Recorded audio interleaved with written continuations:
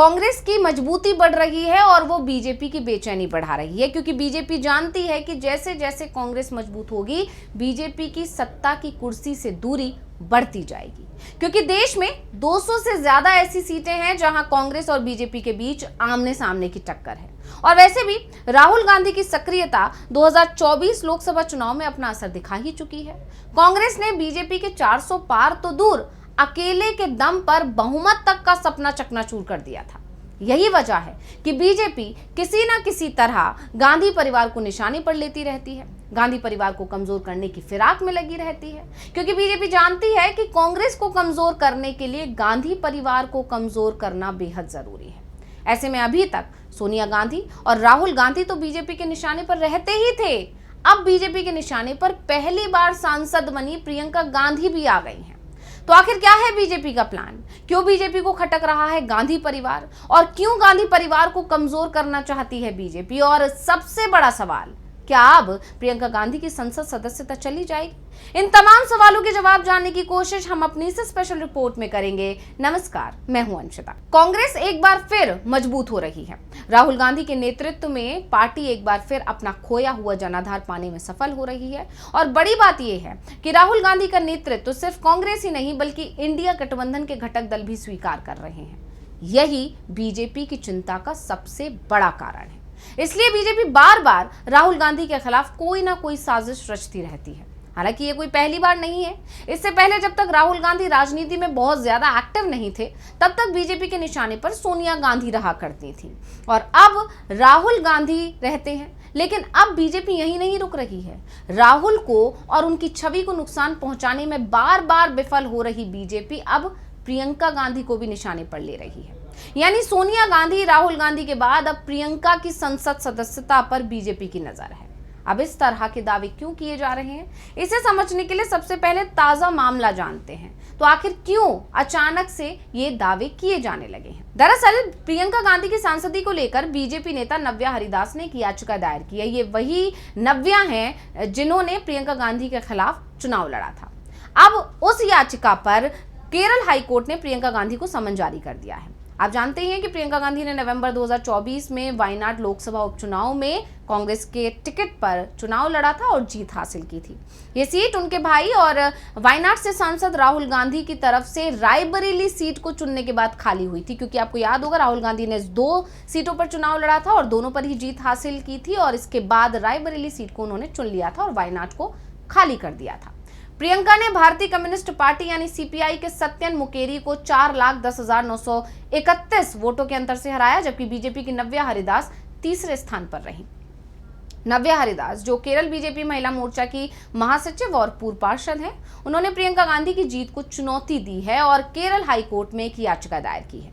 इस याचिका में प्रियंका पर अपने और अपने पति रॉबर्ट वाड्रा की संपत्तियों और निवेशों के विवरण को नामांकन पत्र में छिपाने का उन्होंने आरोप लगा दिया है।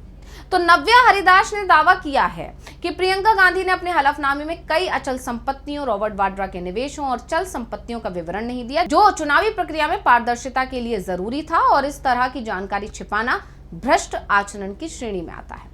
याचिका में यह भी आरोप लगाया गया है कि प्रियंका ने मतदाताओं को गुमराह करने और उनकी पसंद को प्रभावित करने के लिए गलत जानकारी दी। अब अपनी याचिका में नव्या ने प्रियंका की वायनाड सीट से जीत को अवैध घोषित करने और उपचुनाव के परिणामों को रद्द करने की मांग की है। इसके बाद केरल हाईकोर्ट के जस्टिस के बाबू ने नव्या हरिदास के वकील हरि कुमार जी नायर की दलीलों को सुनने के बाद 11 जून 2025 को प्रियंका गांधी को नोटिस जारी किया। अब मामले की अगली सुनवाई अगस्त 2025 तक स्थगित कर दी गई है। अब कांग्रेस ने इस याचिका को सस्ती लोकप्रियता की चाल कहा है। दरअसल जानकारों का दावा है कि केरल में विधानसभा चुनाव से पहले कांग्रेस की छवि को खराब करना चाहती है बीजेपी, जिससे केरल की सत्ता लेफ्ट के हाथ से निकलकर अब कांग्रेस के नहीं बल्कि बीजेपी के हाथ में चली जाए। इसके अलावा गांधी परिवार को बदनाम और कमजोर करना तो बीजेपी की पुरानी आदत रही है। इतिहास के पन्ने को अगर पलटेंगे तो कई मुद्दे सामने आ जाएंगे। ऐसे में जानकारों का दावा है कि प्रियंका भी अब बीजेपी की उसी रणनीति का हिस्सा बन रही हैं। लेकिन बीजेपी ने जब जब ऐसी कोशिश की है उसे मुंह की खानी पड़ी है। इतिहास गवाह है, चाहे सोनिया गांधी की सदस्यता रही हो या राहुल गांधी की। 2006 में सोनिया गांधी पर कई गंभीर आरोप बीजेपी की तरफ से लगाए गए थे, जिसमें से सबसे बड़ा आरोप था लाभ का पद। और इसके विवाद के कारण सोनिया गांधी ने रायबरेली से लोकसभा की सदस्यता से इस्तीफा दे दिया था, क्योंकि वो राष्ट्रीय सलाहकार परिषद की अध्यक्ष भी थी। इसके बाद मई 2006 में वहां पर दोबारा से चुनाव हुए और रायबरेली से उन्हें दोबारा सांसद चुन लिया गया। यानी जनता ने बीजेपी को मुंहतोड़ जवाब दे दिया था सोनिया गांधी को दोबारा से वहां से चुनकर। अब बात करते हैं राहुल गांधी की। तो 23 मार्च 2023 को गुजरात के सूरत की एक अदालत ने 2019 के एक मानहानि मामले में राहुल गांधी को दोषी ठहराते हुए 2 साल की सजा सुनाई। ये मामला उनकी उस टिप्पणी से संबंधित था जिसमें उन्होंने कर्नाटक के कोलार में एक चुनावी रैली के दौरान सभी चोरों का सरनेम मोदी क्यों होता है, ये कह दिया था।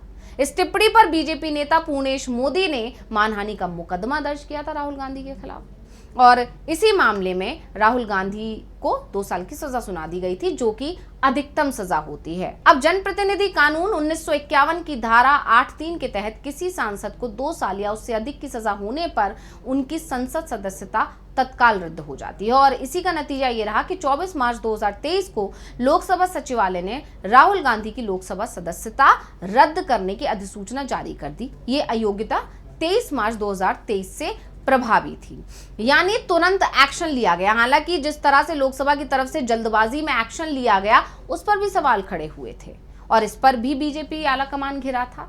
लेकिन राहुल गांधी ने सजा के खिलाफ ऊपरी अदालतों में अपील की। 4 अगस्त 2023 को सुप्रीम कोर्ट ने सूरत कोर्ट की सजा पर रोक लगा दी और इसके बाद 7 अगस्त 2023 को लोकसभा सचिवालय ने उनकी लोकसभा सदस्यता बहाल कर, यानी राहुल गांधी दोबारा से संसद में वापस आ गए। लेकिन बीजेपी नेताओं ने राहुल गांधी को घेरना छोड़ा नहीं और सितंबर 2023 में लखनऊ के एक वकील अशोक पांडे ने सुप्रीम कोर्ट में एक जनहित याचिका दायर कर दी और फिर से राहुल गांधी की सदस्यता बहाली को चुनौती दे दी, जिसमें दावा किया गया कि आपराधिक मामले में दोषी ठहराए गए व्यक्ति की सदस्यता तब तक बहाल नहीं होनी चाहिए जब तक वो पूरी तरह बरी ना हो।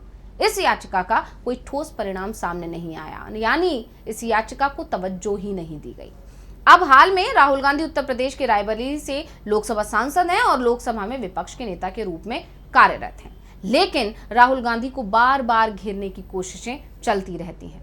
2024 के लोकसभा चुनाव में उन्होंने वायनाड और रायबरेली दोनों सीटों से जीत हासिल की थी, लेकिन उन्होंने रायबरेली को चुना और वायनाड सीट छोड़ दी। वायनाड से प्रियंका गांधी उपचुनाव में जीतकर सांसद बनी। लेकिन राहुल गांधी को बीजेपी की तरफ से घेरना लगातार जारी रहा। कुछ पोस्ट में बीजेपी नेताओं ने राहुल गांधी की सदस्यता रद्द करने की मांग की, जैसे कि बीजेपी सांसद निशिकांत दुबे ने 2023 में विशेषाधिकार समिति के सामने ये मांग उठाई थी, लेकिन इसका कोई ठोस परिणाम नहीं निकला। इसके अलावा एक और अन्य पोस्ट में दावा किया गया कि राहुल गांधी की संविधान की शपथ लेने और बीएनएस की धारा 152 यानी भारत की एकता और अखंडता को खतरे में डालने के उल्लंघन के आधार पर उनकी सदस्यता रद्द होनी चाहिए।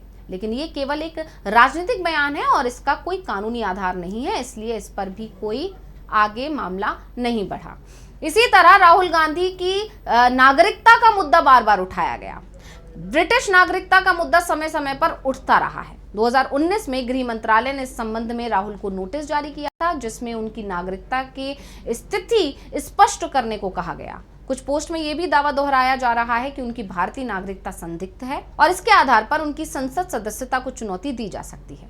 हालांकि ये मामला कानूनी रूप से हल हो चुका है और कोई नया सबूत या कार्रवाई सामने नहीं आई है, जिसके बाद इस मामले को कोर्ट ने ठंडे बस्ते में डाल दिया है। तो राहुल गांधी और सोनिया गांधी के खिलाफ नेशनल हेराल्ड मामले में वित्तीय अनियमितताओं का आरोप भी लगाया गया। बीजेपी की तरफ से इस मामले को लगातार उठाया जाता है। ये दावा किया जाता है कि ये एक बड़ा घोटाला है। प्रवर्तन निदेशालय यानी कि ईडी इसकी जांच कर रहा है, लेकिन अभी तक इस मामले में कोई अंतिम फैसला नहीं आया है। कुछ लोग इस आधार पर उनकी संसद सदस्यता को चुनौती देने की बात करते हैं, यानी बार बार गांधी परिवार की संसद सदस्यता बीजेपी के निशाने पर आ जाती है और अब इसी तरह प्रियंका को निशाना बनाया जा रहा है। हालांकि कोई फायदा मिलने की संभावना नहीं है, लेकिन ये विवाद कांग्रेस और बीजेपी की राजनीतिक जंग को और तेज कर सकता है। तो रिपोर्ट आपको कैसी लगी, हमें कमेंट करके अपनी राय जरूर दीजिएगा। इसी के साथ मुझे दीजिए इजाजत। देखते रहिए DV लाइव। नमस्कार।